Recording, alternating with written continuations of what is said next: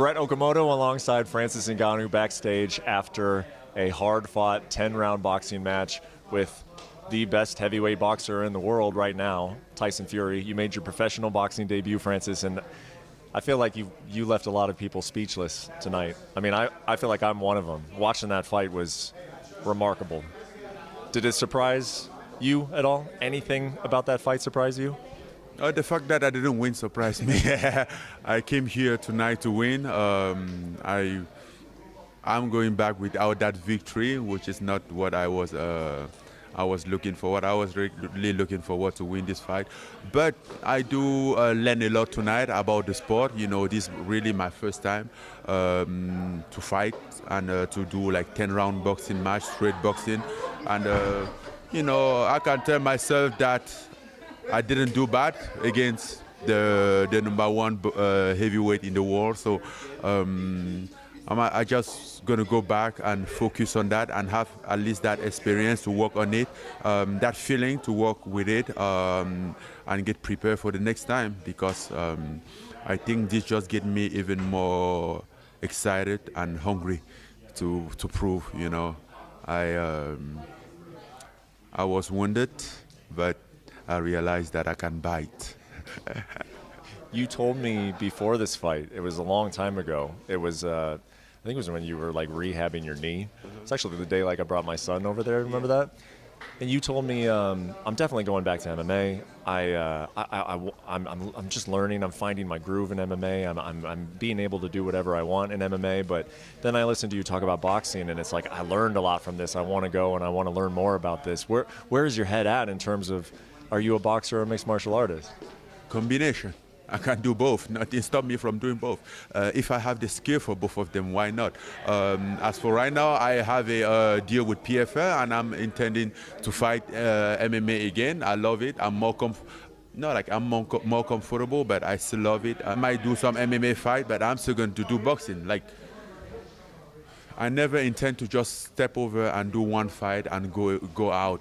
That wasn't the plan at all, never. So the plan is still the same. Can you just talk about the night? I mean, wherever you want to go with it, from the walkout to the knockdown to just trying to stay focused and what you were hearing from your corner throughout. I mean, what stands out to you about this night when you kind of relive it real quickly in your head? It was a big night. It was an impressive night. Great people around, big show. More than I've ever seen. I think it's the biggest show in the combat sport so far that I have seen. I never see so much concentration of legend in the same place, and just being a fan boy. I was literally a fan boy in there, looking here and see these guys, see Luis Figo, see everybody, and you know, you get a little excited, but of course, when the fight starts, it's the fight. When it's the fight, it's the fight. Nothing else. You know, you get focused on the fight. When you knocked him down, you did a little dance over him, or you taunted him a little bit. Do you even remember that? Yes. Well, because when we started, he said, let's go to school. So I'm like, oh, I think you're a bad teacher. or how quickly did you sense a change in his attitude towards you, that maybe he thought it was going to go a certain way and it wasn't going that way? I know he's going to be like that. I know, like everybody that doubted my ability to box is going to be like that, you know. I realized, I feel the fight over as he was going, and his attitude was changing. Basically, when I was changing to southpaw, he wasn't doing anything. Like, when I want to rest, I switched to southpaw. Like, he's not doing anything. He can do. So I realized that he was having a struggle right there at that moment. And in the southpaw, I have my right hand. My left hand can go pretty good, but I wasn't in my best. I was slowing down already. I wasn't in my best speed, and I think it was the 5th or the 6th round. I kind of like get him in that round, but I didn't want to go crazy because I don't want to put too much power. The focus in this fight was like not to push power, you know, to fight. Just focus on fighting, not go there, put energy on everything and gas out. Like just fight, and then if the knockout comes, he comes. If not, then we fight to the decision. So that was the plan. I think a lot of people, I mean, Tim Bradley, the former boxing world champion who was analyzing the fight, he was in the fighter meeting. You know Tim Bradley? He was saying, how do you get this good at boxing in 4 months? Did you get this good in boxing in 4 months, or were you just like you had a lot of these skills from prior? No, it wasn't in 4 months. I started boxing even before MMA. I just let boxing and step into MMA, and then over the time I had to adjust my boxing to MMA.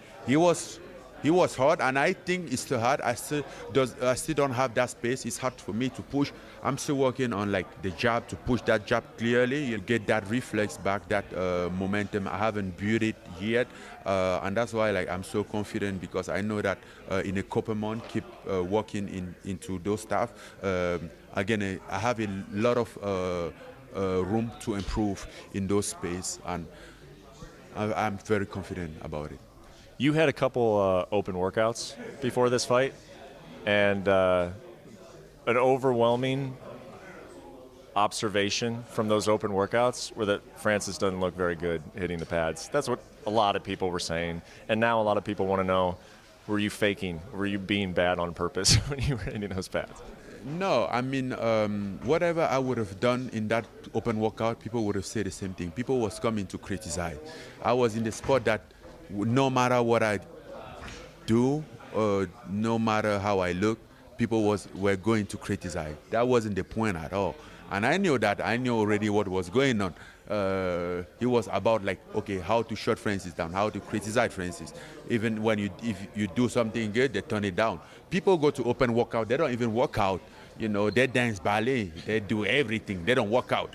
So why would that be a problem if somebody look good? I'm not there to prove something. We don't have a judge in the open workout. Open workout is not a proof of performance. It's just giving some action, entertaining. Some people just come and decide to dance instead of hit meets or do something. You guys are both fighters, you and Tyson. You've fought hundreds of times in the gym, and then in under the brightest of lights. I feel like from the outside, I would think that after a fight, you would both know who won. When that fight was over, who did you feel had won? And if he's being honest, who do you think he would say? If he's being honest, he would say, I won that fight. I won that fight. There is not a question about it. But, and even before getting here, I know if this fight get to decision, I'm not winning, not because I didn't do good, because I'm a new guy in the house. I come here and I just want to, kick into people's business. I know there's a structured business out there, and you need to do a lot to destroy it. That's why he would be upset for them. I wasn't expecting to just win like that into decision. But, it is what it is. I do my job. I know that I did everything that I could have done. I did my best. Maybe next time I should just do better to convince people more. And last question for me is how frequently can you do this? I mean, you say you want to now compete in 2 sports. That's very, very difficult to do. What do you think the plan is moving forward in terms of how many times you fight per year in a ring or in a cage? I'm really going to fight sometime in February or March. Might be in the cage or in the ring, but I'm going to fight. I already have, basically have both, and we are working on what's gonna work better. Think anybody will doubt you ever again? Tonight's the end of it. Doubter is a doubter. They mean to doubt. Doesn't matter what happened, they're gonna doubt. So don't focus on doubter. Focus on the believing. Focus on yourself, believing on yourself instead of focus on the people around. People always doubt, and that's not the question. Some people doubt, some people hate, some people, they are meant to do those stuff. It's like snake. They are meant to bite. And then you are meant to do what you do. You do your shit, and they do their shit. I can't do anything about that. Well, you're doing your shit, man, and it's been very, very fun to watch, and I congratulate you, man. It was really, really fun to watch you. Thank you. Thank you for the time, as always. Appreciate it.